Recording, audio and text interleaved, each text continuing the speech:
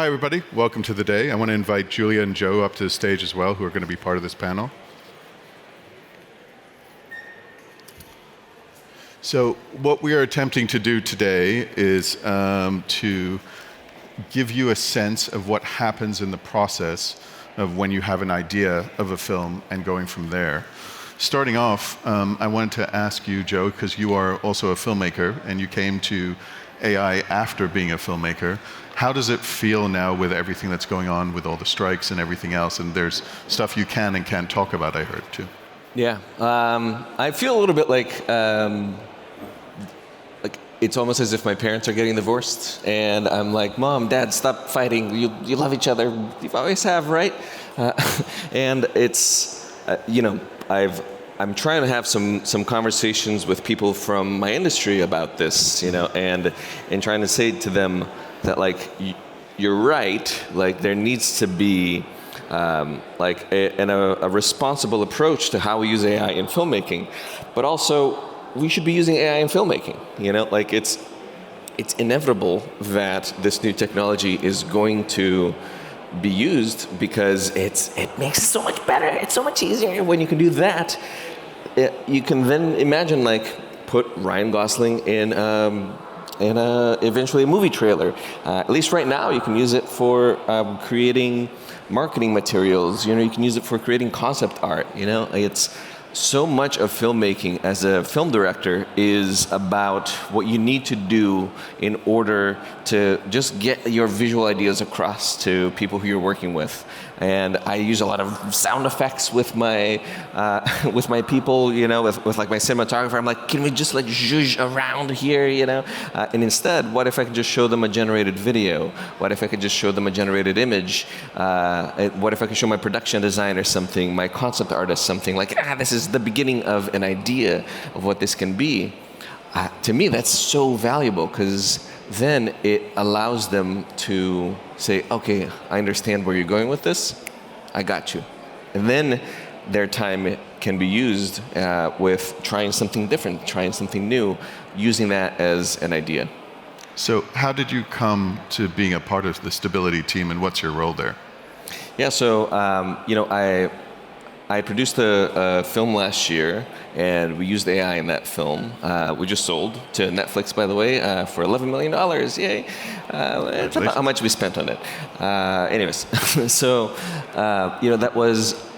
that was amazing, because it was a movie that took place in the 70s, and we shot in Vancouver in the 2020s. So there were so many shots that were like, well, this wall here kind of looks like it's part of the 70s, so just get a close-up of our actress and, that's it. Just make sure that she's in there. So what we were able to do is to do a lot of outpainting, and with images that we had licensed, like a model specifically trained on those images, which were real images of the 70s, of what Hollywood looked like back then and what those things were. So we were able to, that just made it so much easier for our matte painters to just create something that felt a lot more real, a lot more realistic. And then also there were certain props in the film which were also generated with AI. So, and that got you, got the interest of Stability, or how did that come about? Oh, that was a question. Oh, yeah. For that, and then I started, I started coding into it, and I started like using Dream Booth.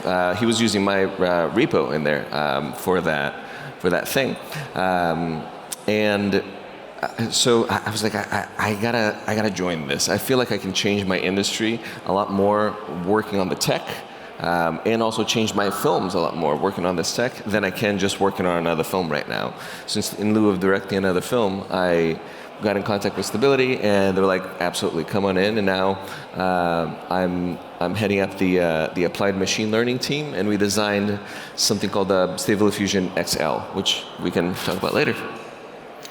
So Julia, how did you come about creating Storia? Was it like, did you intend on coming up with it from the beginning, or what were the origin stories of that? So both my co-founder and I were technology people. We worked at Google and Amazon for the past 10 years, working on artificial intelligence, specifically on natural language processing, so building the foundational models that underlie Bard and ChatGPT today. When we saw generative AI taking off, we wanted to be part of the fast movement. You know, these big companies like Google and Amazon have such a huge responsibility to move slow and make sure that whenever you Google a diagnosis, it's not going to hallucinate.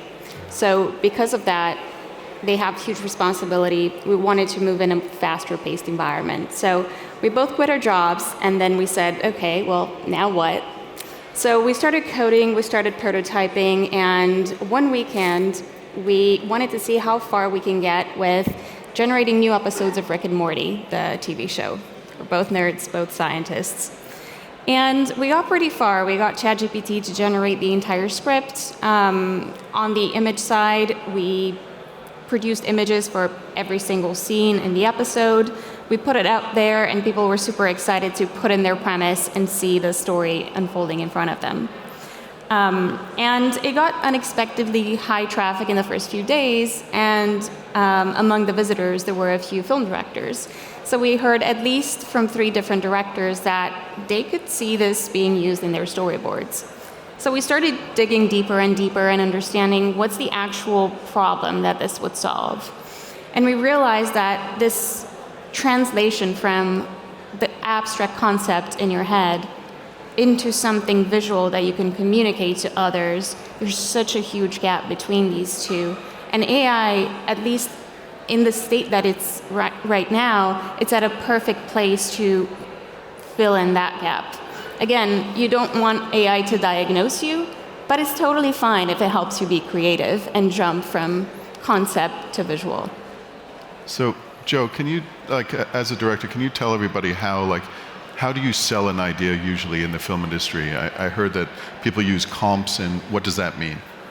Yeah, you know, for so long, the way to sell a movie to anybody is this movie meets this movie, and those movies better have made some money, you know. So, and like it becomes so reductive to the point of where it's affecting the production of the film very often. You know, what you said this was going to be, you know, 2001: A Space Odyssey meet Dave, you know, or whatever, you know. It's like, you said this was going to be like The Nutty Professor meets No Country for Old Men.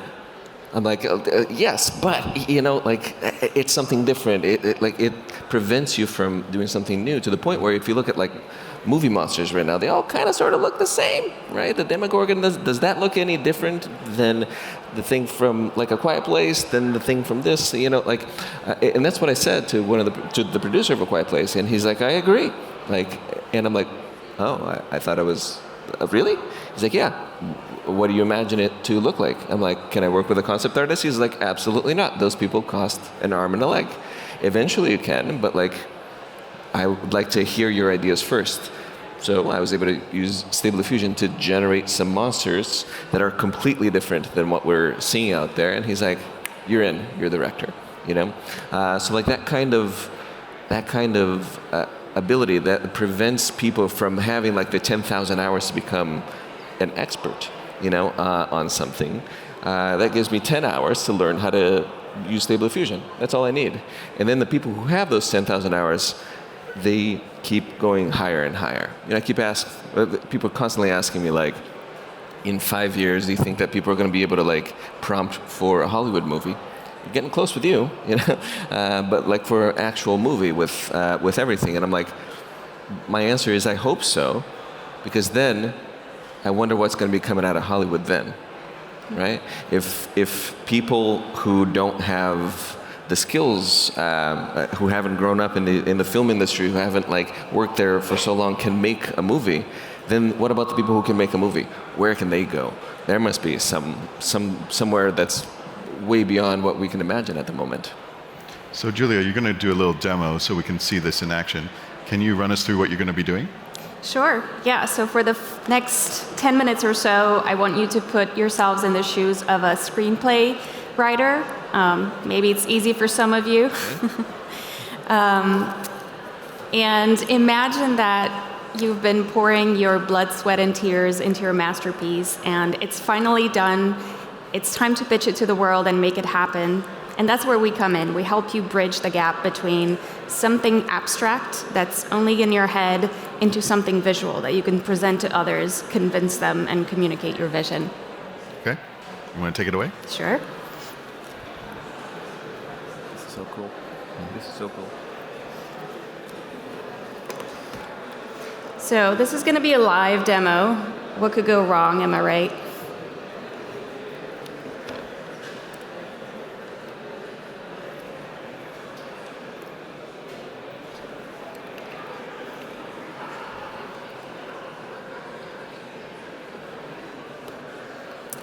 All right, so this is what the product looks like. The first step is to upload a PDF of your script, and Joe has kindly shared a PDF of one of his films that's currently running on Netflix. So, spoiler alert, if you haven't seen the movie, now it's time to make friends over the water cooler. The film is It's fine. It's fine. The film is a science fiction thriller drama. It's called Stowaway because, again, spoiler alert, the crew of a spaceship is supposed to be 3 people, but they discover that there's a 4th one. And there's a whole drama around what's going to happen with the 4th person, how are they going to share resources, and so on.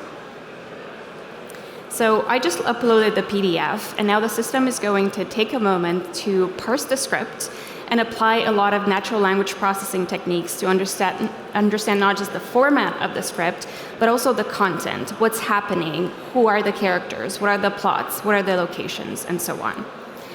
So as you can see here, the script has been parsed into multiple scenes.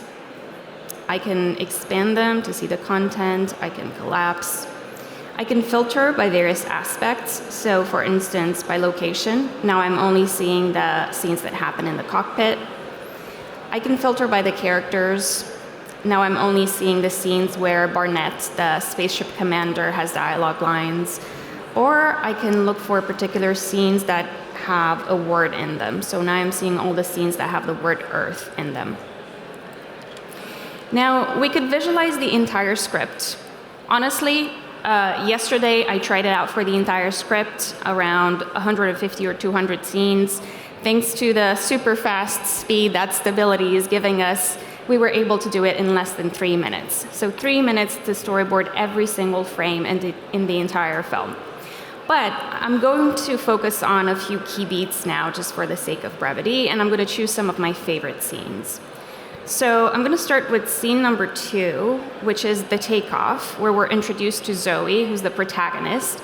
She's a medical researcher, and through her, we experience this emotion of leaving home and venturing into the unknown. Another pivotal scene is when Michael, the stowaway, realizes that not only is he on a ship, but the spaceship has already taken off. I'm also going to choose a scene with Barnett. She's the spaceship captain. One of my favorite scenes is when she reports the incident, and despite her professional and stoic personality, she drops the F-bomb. And finally, I'm going to choose a scene with David, who's the biologist. The scene where we endearingly find out about 2 of his passions that happen to be super boring, and I empathize with that as a scientist. So he's into phycology and jazz. Okay, so I selected 4 scenes, and these are the ones that I want to workshop, and I want to kind of focus my vision based on these 4 scenes. Now, filmmaking is the act of building a world, and there are certain basic blocks in this world, including things like characters and locations. So it makes sense to work on your building blocks first before you create the bigger universe. Right now, we're going to work on the characters. As you can see here, the system has already pulled out the main characters and also some of their traits. So for instance, Zoe, who again is our protagonist, the system has figured out that she's a female, and it copied Joe's explicit words. She's a medical researcher. She's bright and ecstatic. And same for Barnett, David, and Michael. Now, in order to produce visuals around these characters, I might need additional traits that are not explicitly mentioned in the film. So for instance, age and race, Joe never mentions them explicitly. They could potentially be deduced, but I'm going to fill in the gaps now. I'm not going to make creative decisions myself. I'm just going to fill these in with the hindsight of who ended up being cast. So for instance, Zoe was played by Anna Kendrick. So I'm going to say she's in her early 30s. Barnett was played by Toni Collette. David was played by Daniel Kim.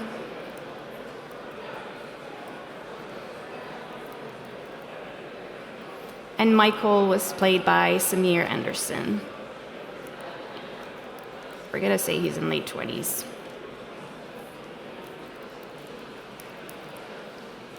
All right, so now that I've provided this information, I move on to the locations. Again, the system has pulled out the main locations in the film and automatically extracted the descriptions of these locations. You're free to correct the model or add your own descriptions. Again, when you're writing a script, you might not include all of the details that you might tell your cinematographer, so this is the right place to include them. All right, so now we're gonna take some inspiration from existing films. So Joe, would you mind naming 2 films that inspired you when you wrote Stowaway? Yeah, so Interstellar was one of them. And 2001: A Space Odyssey was another one. Great. Gravity, there were others like that. Let's go with 2 for now. Yeah, this is so cool. Already, this is so helpful. Oh my gosh. If I could just Here. search for things.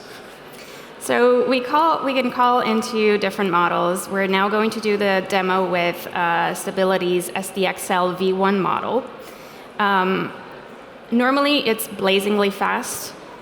I heard that you are updating your servers right now, so We are. we'll see if this works. So what's happening under the hood is that for every single scene, we produce a prompt that's going to be fed into Stability.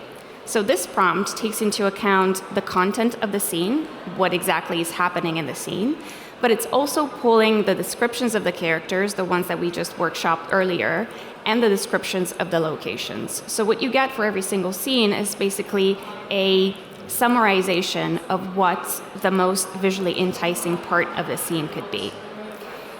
And we're going to give this one just a little bit of time. In the meantime, I can show you the entire storyboard that I generated last night that has 187 scenes. So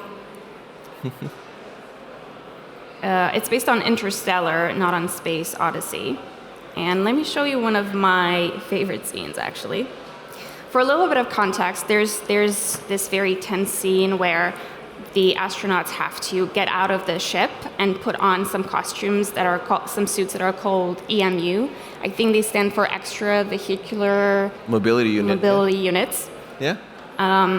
Let's see how stable diffusion. Oh my depicted God. That. This would have made my movies making so much easier. Jeez. There you go. Oh, that is. That's the EMU, yeah. That's an EMU, I suppose. So this happens, and what we recognize, both my co-founder and I, as I said, we're natural language processing researchers, and we realized that rarely ever do you want to go from text to image. You really want to go from context to image.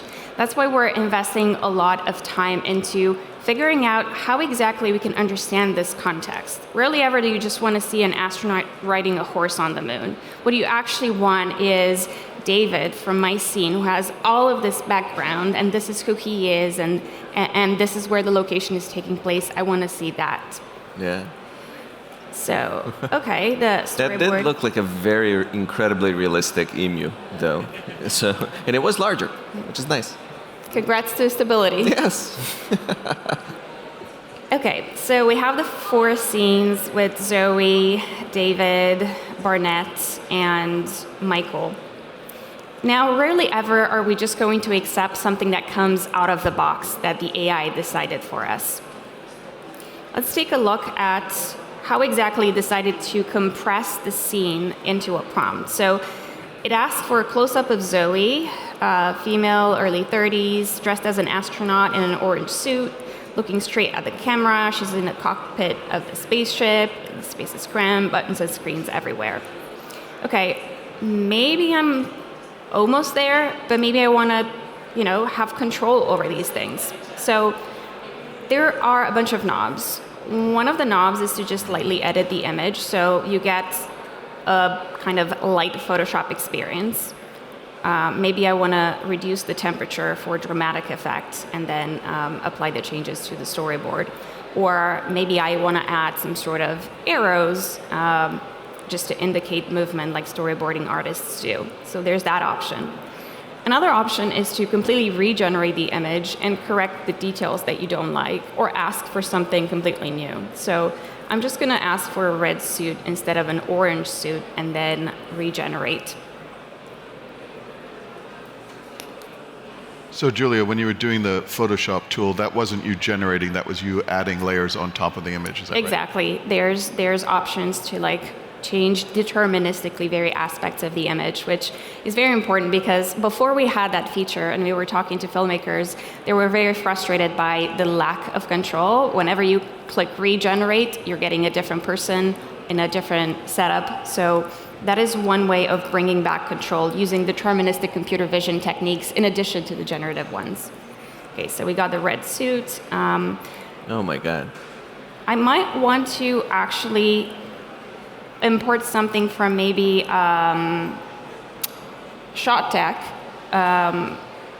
Let's say I really want my character to be in this position like Anne Hathaway was in Interstellar. So I'm going to give the model an inspiration image and then I'm going to regenerate. So Joe, before generative tools would come out, would you actually use stills like the Interstellar one to create like the effect that was like that? That identical shot. Exactly that was something that I showed to my production designer. And that first shot that you have there is eerily similar to exactly what we got for the movie. That's so cool. That is so cool. You haven't seen my favorite feature yet, which is with one click of a button, I can change the style of the entire storyboard. So would you like to pick a style? You're going to make me guess all of my decisions? I'm not going to look at that at all. Oh my gosh, yeah. WALL-E is one of my favorite movies. Let's do WALL-E. Let's see WALL-E.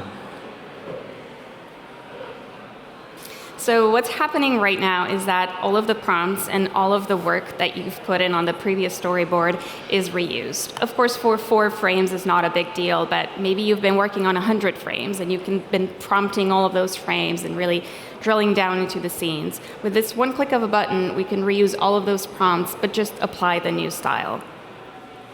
So it's still being generated. Oh, look at that Pixar version of it. Oh, that's so cool. Oh my God.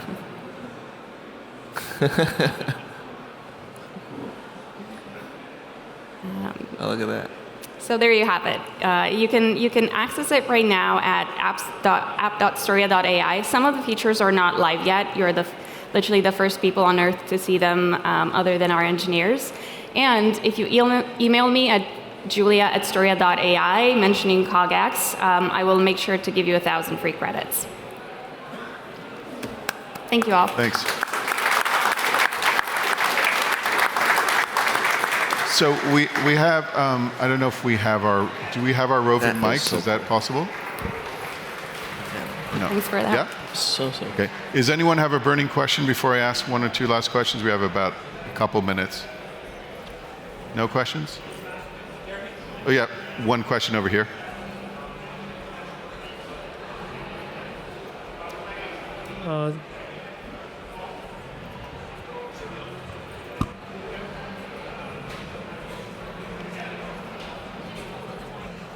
Yeah. Nice presentation on Storia, so really enjoyed that. My name is Matesh, and I got into, always want to make films, but before generative AI, I was not able to, and I started working and creating short films on this.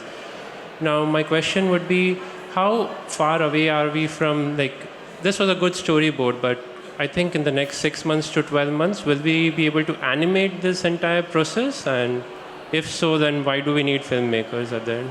You can do that now. There's Animate Diff, there's Runways, Gen 2, Stability is working on some video models at the moment, at least in terms of a quick little research bit. You can take those storyboards and start to make them move, absolutely. Yeah, 6 to 12 months, oh my God, I don't even know what's coming then. Maybe the whole movie. Another question up front here. Thanks very much for all of that. I'm just curious, Joe, what are Stability's, aspirations in this space? Yeah, I can talk to you about what I would love, which is, we're building the base models that allow developers to build apps like yours, right?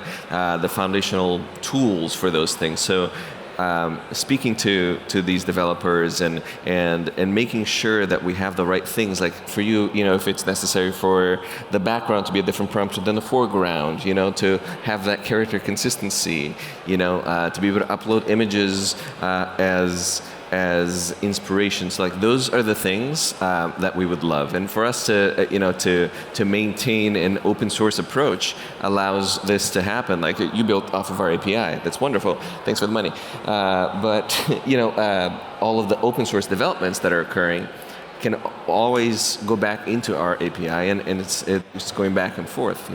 So for us, right now there's it's a giant disparity between where image models are and where large language models are. Like Falcon just came out with 180 billion parameter model. This is a 2.4 billion parameter model. So we're building bigger and bigger image models, especially in terms of temporal consistency for video, and different things that control that. That's what my team is working on, which is going to be incredibly helpful in the future. Can you talk about, if, for example, you've cast your film and then you want to create storyboards like Julia was showing, could you eventually, or could you now, take those cast members and train a model so that you can actually visualize more accurately with those cast members? Absolutely.